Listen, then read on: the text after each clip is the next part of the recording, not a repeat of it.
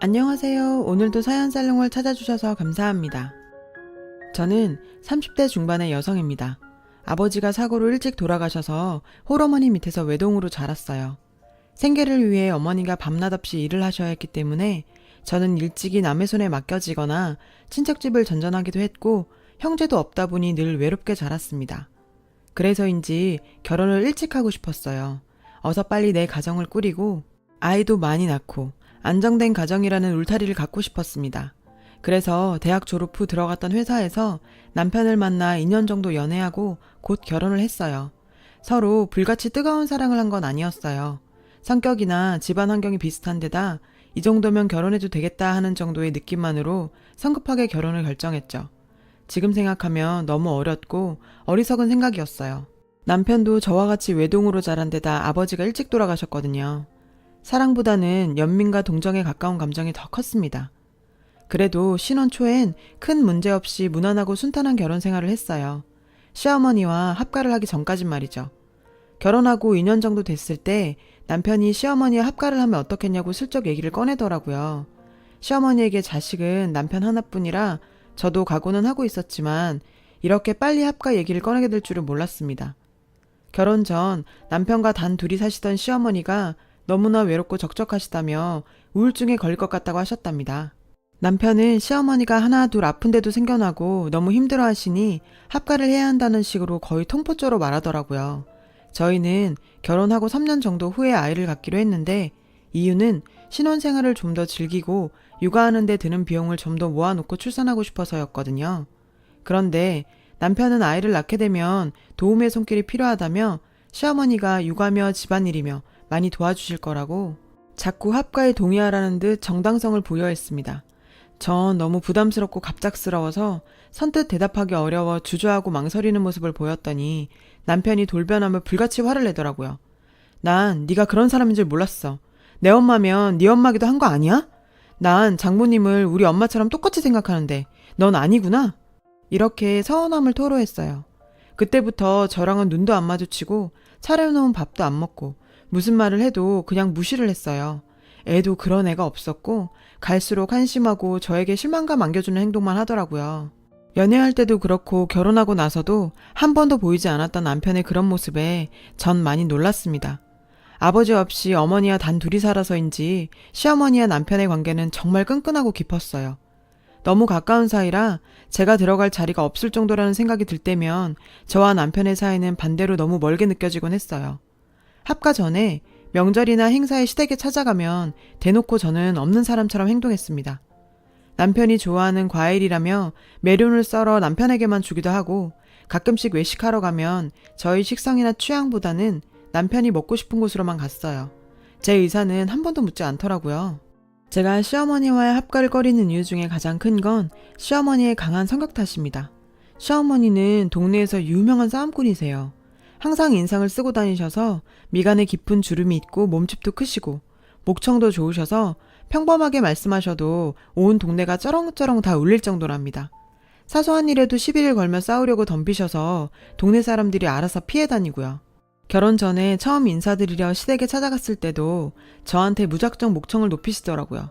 다짜고짜 옷차림이며 인상이 마음에 안 든다고 하셨어요. 남편과 상의해서 한우 세트랑 과일을 사들고 갔었는데 성에 안 차 하셨죠. 결혼할 집에 고작 이런 걸 사가지고 오느냐며 자기 집안을 무시하냐고 하셨어요. 역시 어른 없이 자란 집 딸이니 보고 배운 게 뭐가 있겠냐. 초면에 친정 비하까지 서슴지 않았습니다. 그때 너무 큰 상처와 충격을 받아서 결혼을 망설였는데 남편이 정말 미안하다며 대신 사과를 했고 어머님이 남편 없이 자기를 키워내시느라 성격이 저렇게 되실 수밖에 없었다며 이해해달라고 울면서 매달렸습니다.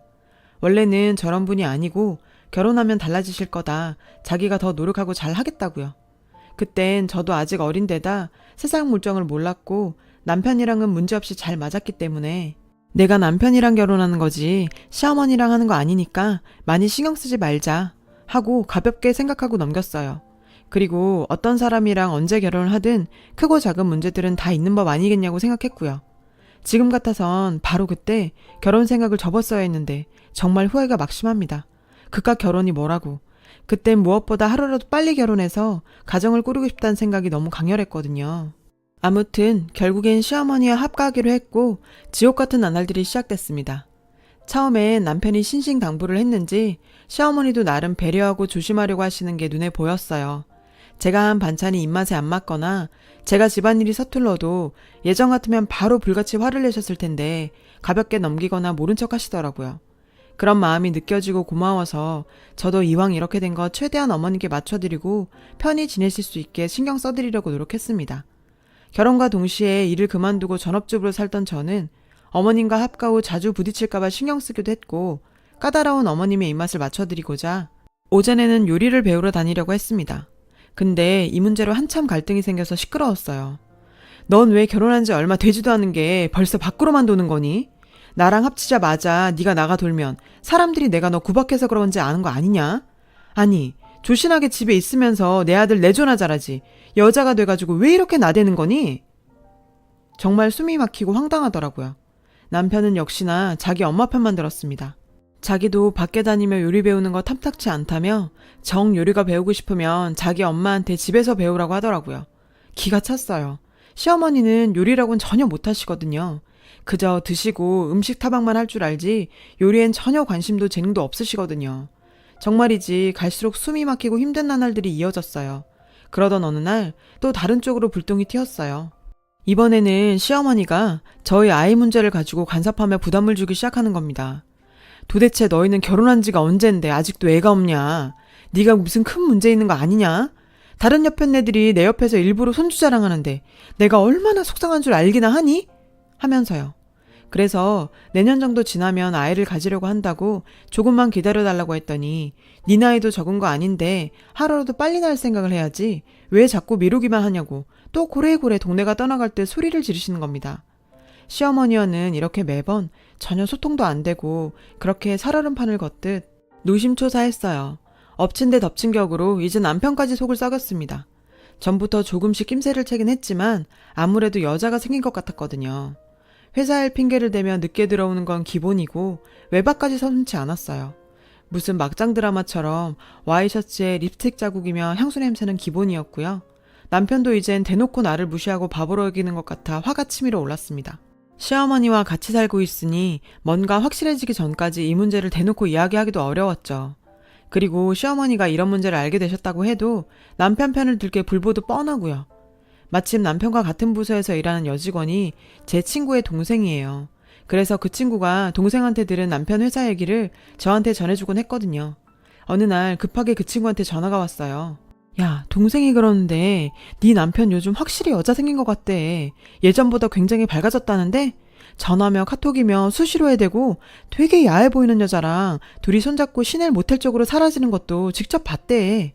각오는 하고 있었지만 이렇게 전해드리니 정말 분노가 치밀다 못해 터져버릴 것 같았어요. 그것들을 잡아다가 당장 족치고 아주 개망신을 주고 싶어졌습니다. 그런데 생각해보니 지금 이렇게 감정적으로 대응하는 것보단 증거를 모으고 타이밍을 잘 잡아서 제대로 처리하는 게 낫겠다는 생각이 들었습니다. 그러던 어느 날 제가 마트에서 장을 보고 좀 늦게 집에 들어갔는데 제 앞에 정말 보고도 믿기지 않은 광경이 펼쳐지고 있더라고요. 시어머니와 남편, 그리고 진한 화장에 노출이 심한 옷을 입고 있는 누가 봐도 천박한 꽃뱀 같은 여자가 같이 앉아서 화기애애한 분위기를 연출하고 있는 거였죠.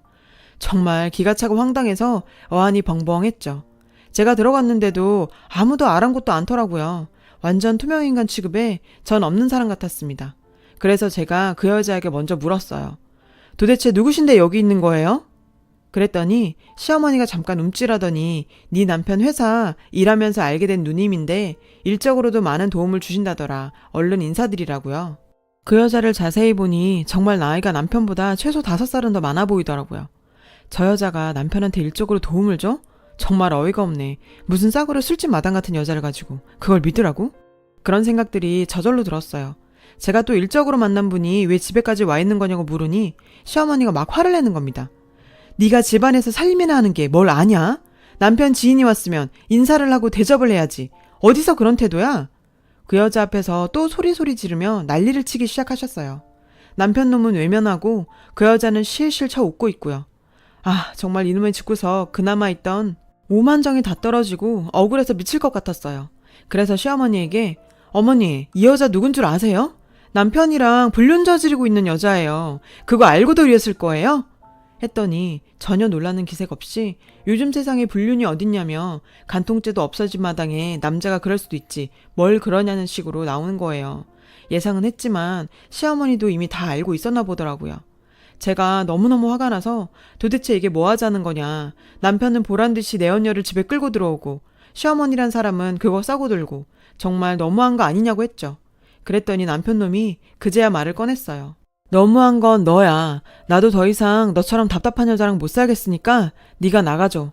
따지고 보면 너도 잘한 거 없어. 네가 얼마나 여자로 안 보이고 매력이 없으면 내가 이랬겠냐? 라며 저를 벌레보듯 보는데 정말 살인이 괜히 나는 게 아니란 걸 몸으로 느낀 순간이었네요.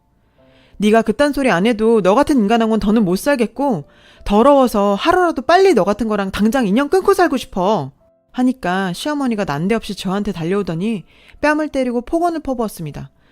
어디 니깟 년이 내 아들한테 더럽단 말을 하냐? 빨리 사과해! 라며 고래고래 소리를 지르고 머리채도 잡혔어요. 그 천박한 여자가 시어머니를 말리며 어머님 살살하세요. 그렇게까지 했으면 됐어요. 이 여자도 다 알아먹었겠죠. 이러는 겁니다. 그때 정말 더 이상은 이런 사람들과 엮이는 게 소름 끼치고 죽도록 다 싫어지더라고요. 자존심이니 억울함이니 제가 찾을 권리니 아무것도 생각나지 않았고 그저 하루라도 빨리 이런 악마 같은 인간 말종들과 인연을 끊을 생각만 간절했습니다.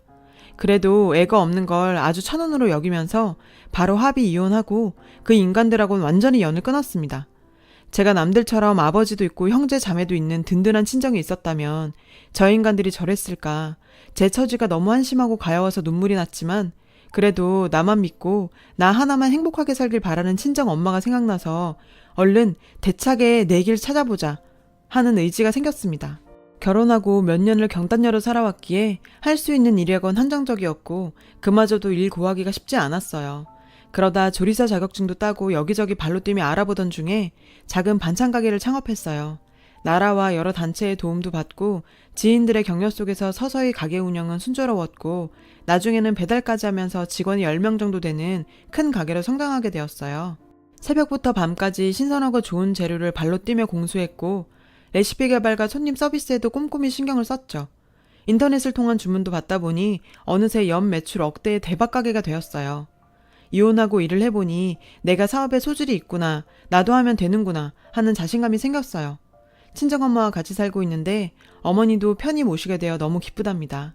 그러다 친구를 통해 전 남편 얘기를 듣게 됐어요. 전 남편과 그 여자가 결혼을 하고 살다가 그 여자가 집은 물론이고 전 재산을 다 갖고 튀어서 전 남편은 거짓 신세가 되었다고요. 회사에서도 불륜남이라 은근히 손가락질 받고 그 여자한테 다 뺏긴 뒤론 완전 넋이 나간 채로 살다가 결국 회사에서도 잘렸답니다. 역시나 예상했던 결말이었죠. 그러던 어느 날이었어요. 반찬 가게에 꿈에도 보기 싫은 예전 시어머니가 찾아왔습니다. 정말 무슨 낯짝으로 여길 다 온 건지 누구한테 얘기를 듣고 온 건지 모르겠더라고요. 제 눈치를 살살 보더니 오랜만에 봐서 반갑다며 살갑게 인사를 하더군요. 정말 대단한 사람이구나. 사람이 뻔뻔하게 어쩜 저럴 수 있지? 하는 생각이 들더라고요. 무슨 일로 오셨냐 물으니 어디서 들으니까 네가 장사를 크게 한다고 해서 한번 보고 싶어서 왔다더군요. 그걸 봐서 뭐 하시게요. 전 그쪽 발끝도 보고 싶지 않으니까 다시는 찾아오지 마세요. 라고 매몰차게 얘기했어요.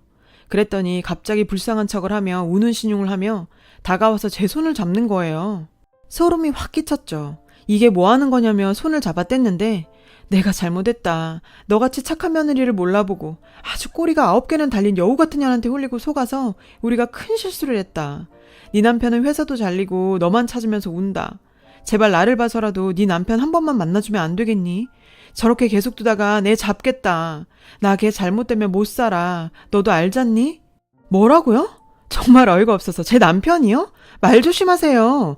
제가 당신 볼 게 뭐가 있어서 당신을 봐서 그쪽 아들을 만납니까? 들을 가치도 말할 가치도 없는 말 더 이상 하지 마시고요. 더 이상 남의 영업장 찾아와서 영업방해하지 마세요. 경찰 부를 거예요. 예, 아가 그러지 말고 내가 무릎이라도 꿇으마. 제발 한 번만 용서해주면 안 되겠니? 우리가 그녀한테 흘려서 제정신이 아니었어. 제발 이렇게 빌게. 나를 봐서라도 한 번만 좀 봐주면 안 되겠니? 사람 하나 살리는 셈 치고. 이 여자 아직까지 내가 예전에 바보 같은 그런 여자로 알고 감정에 호소하는 것 같더군요. 손님들이 웅성대고 가게 분위기가 말이 아니었어요. 소리를 더 내면 안 될 것 같아 시모 귀에 대고 얘기했어요. 할머니, 자꾸 여기서 이러시면 곤란해요. 미쳐도 곱게 미치셔야죠. 나가세요. 하면서 직원 2명에게 부탁해서 저 할머니 끌어내달라고 했죠. 그렇게 제 눈앞에서 직원들 손에 질질 끌려 나갔습니다. 그 서슬퍼렇던 모습이 얼마나 초라하고 한심하고 우습던지요. 아주 통쾌했어요. 자기들이 자초한 일, 자기들이 감수해야죠.